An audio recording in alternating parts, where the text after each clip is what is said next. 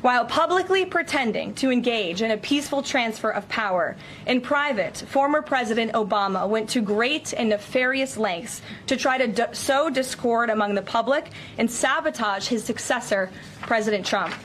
The new evidence released by the Director of National Intelligence, who is here with me today, confirms that the Obama administration manufactured politicized intelligence, which was later used as the justification for baseless smears against President Trump in an effort to try to delegitimize his victory before he even took the oath of office.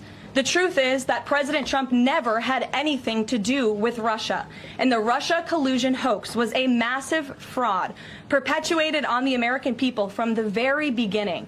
And the worst part of this is Obama knew that truth, and so did all of the other corrupt officials involved in this scam, including former CIA Director John Brennan, former Director of National Intelligence James Clapper, former FBI Director James Comey, former Deputy Director Andrew McCabe, and many others.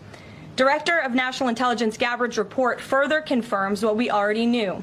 There was no collusion, no corruption, except on the part of Barack Obama and the weaponized intelligence agencies at the time.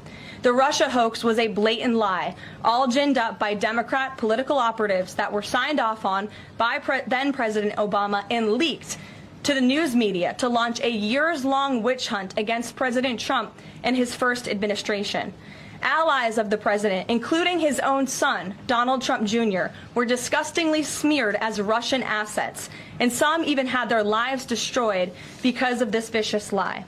The president's first 2 years in office had this fake distraction hanging over it, and endless resources, time, and political capital were spent having to debunk these lies from the highest levels of our government.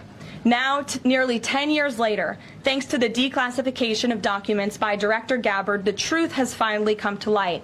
And this truth vindicates President Trump, his family, and his many allies and associates who were smeared with defamatory lies. President Trump was right from the beginning about all of this, and we are grateful that justice can be served. Now, we have even more damning evidence implicating those who tried to sabotage a duly elected president and did grave material harm to our republic.